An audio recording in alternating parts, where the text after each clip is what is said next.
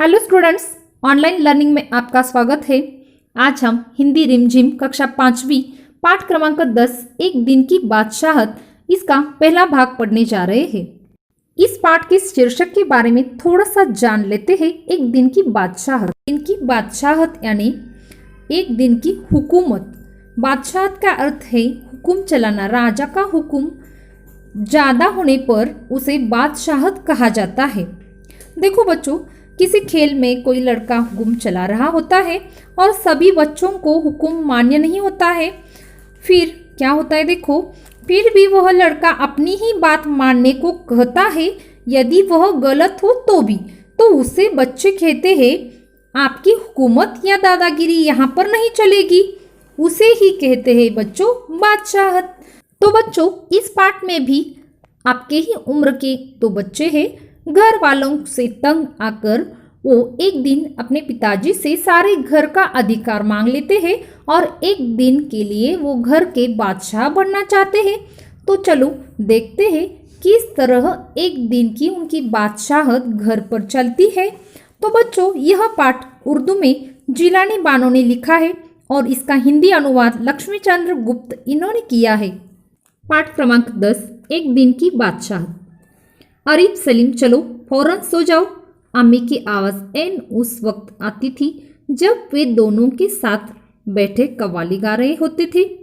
देखो बच्चों, इस पाठ में जो दो बच्चे आए हैं उनके नाम क्या है? आरिफ और सलीम। आरिफ और सलीम को फौरन सो जाओ ऐसी अम्मी की आवाज़, फौरन यानी तुरंत, अम्मी की आवाज़ एन उस वक्त यानी किस वक्त आती थी जब वे दोनों दोस्तों के साथ बैठकर कव्वाली गा रहे होते थे। कव्वाली यानी जो भजन का सूफी प्रकार है उसे कव्वाली कहा जाता है। आपने फिल्मों में भी देखा होगा, मुस्लिम समाज में ज़्यादा से ज़्यादा कव्वाली गाई जाती है। तो अम्मी की आवाज़ कब एंड उस वक्त आती जब दोस्तों के साथ आरिफ और सलीम कव्वाली गा रहे होते, या फिर सुबह बड़े मजे में आइसक्रीम खाने के सपने देख रहे होते कि आपा झिंझोड़ कर जगा देती, जल्दी उठो स्कूल का वक्त हो गया है। देखो, या फिर सुबह सुबह जब सपने में होते हैं वो आरिफ और सलीम, कौन से सपने में?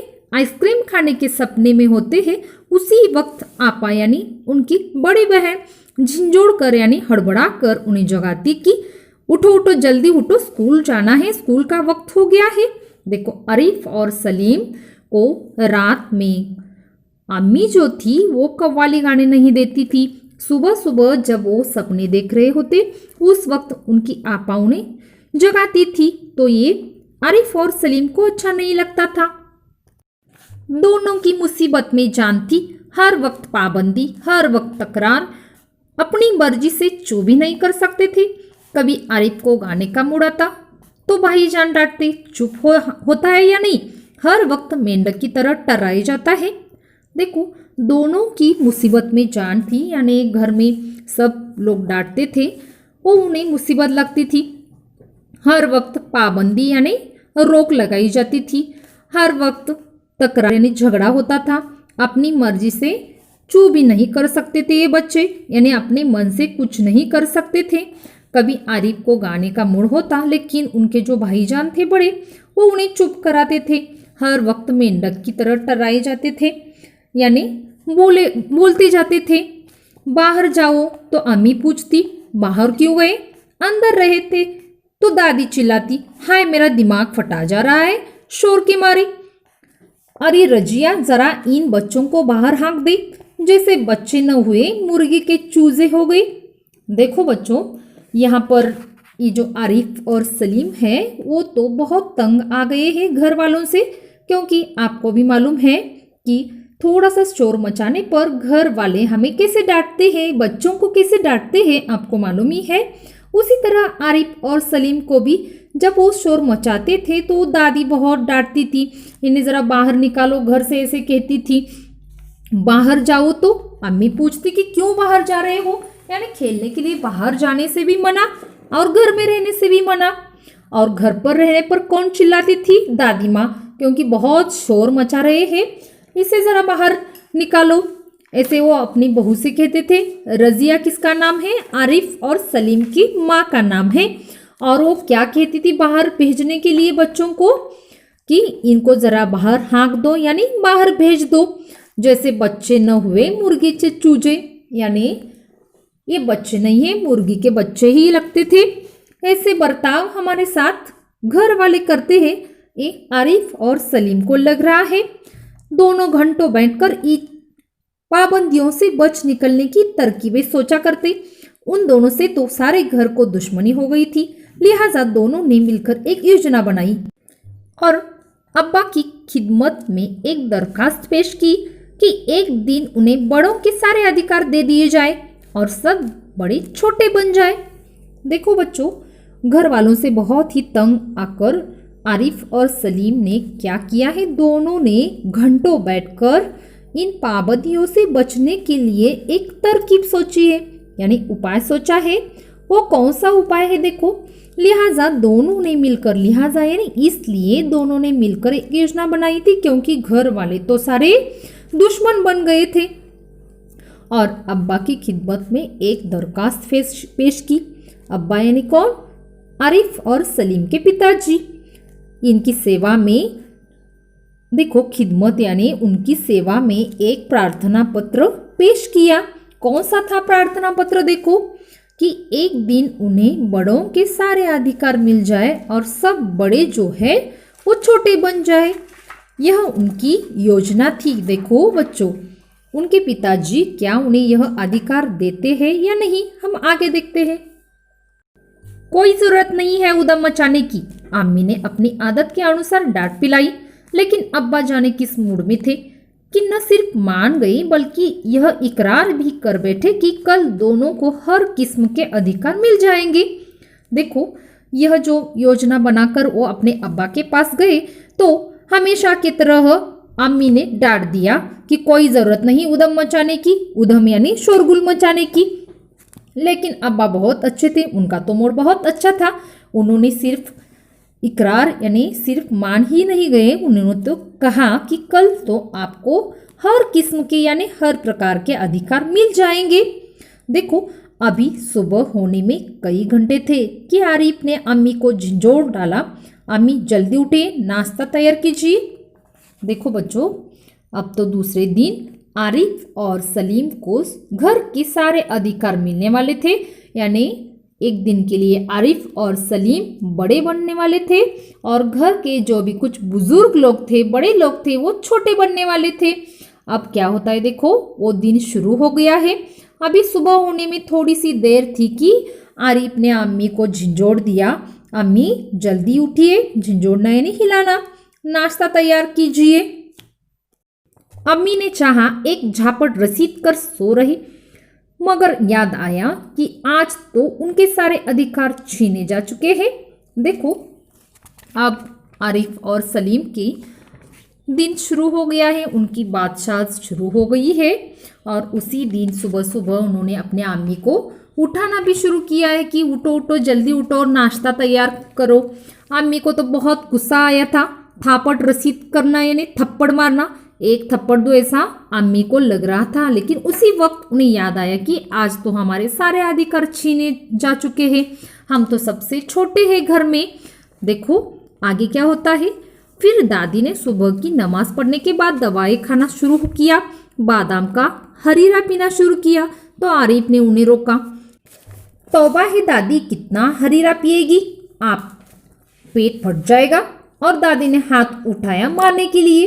देखो, सुबह सुबह दादी जब नहाकर आई तो नमाज पढ़ने लगी और अपनी दवाई खाने लगी। दवाई खाने के बाद हर रोज की तरह बादाम का हरीरा यानी मसाला दूध जो है जिसमें ड्राई फ्रूट होते हैं वो पीना शुरू कर दिया। तो आरिफ ने उन्हें टोकना शुरू किया, रोकना शुरू किया। तौबा यानी हद है दादी, कितना हरीरा पिएगी, अब तो पेट फट जाएगा, ऐसे कहने लगा। उस पर दादी ने तो हाथ ही उठाया। नाश्ता मेज पर आया तो आरिफ ने खानसामा से कहा, अंडे और मक्खन वगैरह सह हमारे सामने रखो, दलिया और दूध बिस्कुट इन सबको दे दो। देखो, हर रोज की तरह नाश्ता मेज पर आ गया। तो आरिफ ने खानसामा यानी रसोईया जो होती है उसे खानसामा कहा जाता है, उनको कहा कि अंडे और मक्खन आरिफ और सलीम के पास यानी हमारे पास रख दो, और दलिया और दूध बिस्कुट जो है वो सबको दे दो। यानी रोज जैसे आपा करती थी उसी तरह आरिफ और सलीम कर रहे हैं। आगे देखो बच्चों, आपा ने कहर भरी नजरों से उन्हें घूरा, मगर बेबस थी क्योंकि रोज की तरह आज वह तर माल अपने लिए नहीं रख सकती थी। देखो बच्चों, जब अंडे और मक्खन आरिफ और सलीम ने खुद के लिए रख लिया तो आपा ने उनकी तरफ कहर भरी नजरों से देखा। कहर भरी यानी ऐसे झगड़े की भाव से देखा, मगर बेबस थी। बेबस यानी लाचार थी क्योंकि आज तो सारे अधिकार आरिफ और सलीम के पास थी। रोज की तरह आज वो घी मक्खन वगैरह तर माल अपने लिए नहीं रख सकती थी। सब खाने बैठे तो सलीम ने अम्मी को टोका, अम्मी जरा अपने दांत देखिए, पान खाने से कितने गंदे हो रहे हैं। देखो, सब खाने के लिए बैठे हैं, नाश्ता करने के लिए बैठे हैं, तो उसी वक्त सलीम ने अम्मी को टोक दिया कि अम्मी अपने दांत कितने गंदे हो गए हैं, पान खाने से बहुत ही गंदे हो गए हैं। तो आगे, मैं तो दांत मान चुकी हूँ, अम्मी ने टालना चाहा। नहीं, चलिए उठिए। अम्मी निवाला तोड़ चुकी थी, मगर सलीम ने जबरदस्ती कंधा पकड़कर उन्हें उठा लिया। देखो बच्चों, जिस तरह हर माँ अपने बच्चे को दांत साफ कर दो ऐसे बोलती है, उसी तरह आज आरिफ और सलीम भी अपनी अम्मी को टोक रहे हैं कि दांत बहुत गंदे हो चुके हैं। तो उस वक्त अम्मी बोलती है कि मैं तो दांत मान चुकी हूँ, फिर भी वो बच्चे नहीं मानते हैं। वो तो अपने अम्मी का निवाला तोड़ यानी अम्मी तो पहला घास खा चुकी थी, फिर भी उनको पकड़कर जबरदस्ती कंधा पकड़कर वो उठाकर ले गए हैं। अम्मी को गुसल खाने में जाते देखकर सब हंस पड़े, जैसे रोज सलीम को जबरदस्ती भगा के हंसते थे। देखो, यानी हर रोज किसके साथ ऐसे बर्ताव होता था? सलीम के साथ। वही सलीम आज अम्मी को टोक रहा है। गुसल खाने में जाते वक्त यानी स्नान घर में जाते वक्त अम्मी को देखकर सब लोग हंस रहे हैं। देखो आगे, फिर वह अब्बा की तरफ मुड़ा। जरा अब्बा की गद देखिए, बाल बड़े हैं, शेव नहीं की, कल कपड़े पहने थे और आज इतने मैले कर डाले। आखिर अब्बा के लिए कितने कपड़े बनाए जाएंगे? देखो, अब अम्मी का नंबर हो गया है, अब अब्बा की तरफ मुड़े हैं सलीम और आरिफ। जरा अब्बा की गद देखे, हालत देखो कि बाल बहुत बड़े हैं, शेव नहीं की यानी दाढ़ी नहीं की है, कल ही कपड़े पहन दिए थे और आज इतने मैले यानी इतने गंदे कर दिए। आखिर अब्बा के लिए कितने कपड़े बनाए? आरिफ और सलीम को हर रोज अब्बा ऐसे ही डांटते थे कि कपड़े कितने मैले करते हो, कल ही पहने थे, कितने गंदे किए हैं, आपके लिए कितने कपड़े बनवाऊं। वही आज आरिफ और सलीम अपने अब्बा को बोल रहे हैं। यह सुनकर अब्बा का हंसते हंसते बुरा हाल हो गया। आज ये दोनों कैसी सही नकल उतार रहे थे सबकी, मगर फिर अपने कपड़े देखकर वह सचमुच शर्मिंदा हो गए थे। देखो, अब्बा आज यह सब सुनकर अब्बा हंसते हंसते उनका तो बुरा ही हाल हो गया था, यानी बहुत ही हंसी आ रही थी। आज ये दोनों कितनी अच्छी तरह से सबकी नकल कर रहे हैं, यह सोचकर भी अब्बा को बहुत अच्छा लग रहा था, मगर फिर भी अपने कपड़े देखकर वो सचमुच ही लज्जित हो गए थे। थोड़ी देर बाद जब अब्बा अपने दोस्तों के बीच बैठे अपनी नई गजल लहक लहक कर सुना रहे थे तो आरिफ फिर चिल्लाने लगा, बस कीजिए अब्बा, फौरन ऑफिस जाइए, 10 बज गए हैं। देखो बच्चों, थोड़ी देर बाद अब्बा अपने दोस्तों के बीच क्या गा रहे थे? गजल यानी गीत का प्रकार है, बहुत ही खुश होकर लहक लहक कर यानी बहुत खुश होकर गा रहे थे। उसी वक्त आरिफ आया है और चिल्लाने लगा है, बस कीजिए अब्बा, फौरन ऑफिस जाइए। हर रोज भी ऐसे ही अब्बा किसे डांटते होंगे? आरिफ और सलीम को। जब वो कव्वाली गाते थे उसी वक्त उनको भी डांटा जाता था, तो उसी तरह वो भी अपने अब्बा को डांट रहे हैं। तो बच्चों, यहाँ तक आपको यह पाठ समझ में आ चुका होगा। इस पाठ को बहुत अच्छी तरह से पठन करना है, वीडियो बहुत अच्छी तरह से देखना है, समझना है। आगे का भाग हम अगली वीडियोस में देख लेंगे। धन्यवाद।